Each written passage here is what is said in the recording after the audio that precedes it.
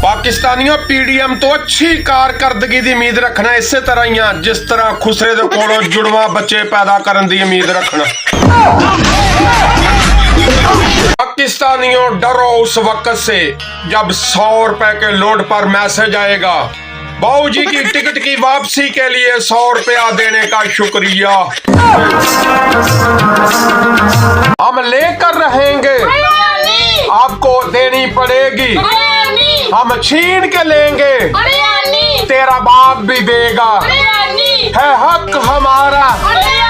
जरा झूम के बोलो, जरा प्यार से बोलो, जरा धीरे बोलो, जरा ऊंची बोलो, हम लेके रहेंगे।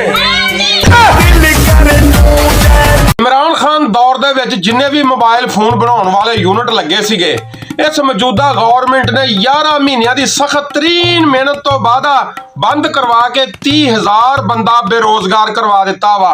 और लाण तो तुहाडे तजर्बे दे उत्ते दिल ते करदा तुहाडे तजर्बे च तजर्बा मारा। मियां साहब तुसी सच्चे बंदे जो वाकई तुहाडे दौर दे विच 65 रुपये किलो पेट्रोल मिलदा सीगा, हुण अल्लाह जाने असीं पता नहीं किहड़े खोते दे वस पा गए सानू मियां साहब 272 रुपये किलो देई जांदा। 1973 के आइन के तनाजर में जो कंटेनर में मसाला जात और ड्राई फ्रूट इसराइल भेजे हैं, हमने उस पर मंत्र पढ़कर फूंक दिया है।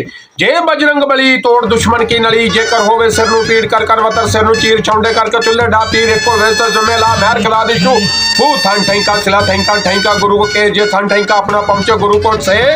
जो इंसान जब भी ड्राई फ्रूट खाएगा या हंडिया में मिर्च मसाला डालकर खाते ही पाकिस्तान जिंदाबाद के नारे लगाना शुरू कर देगा। हो सकता है वो डॉलर पाकिस्तान भेजना शुरू कर दे।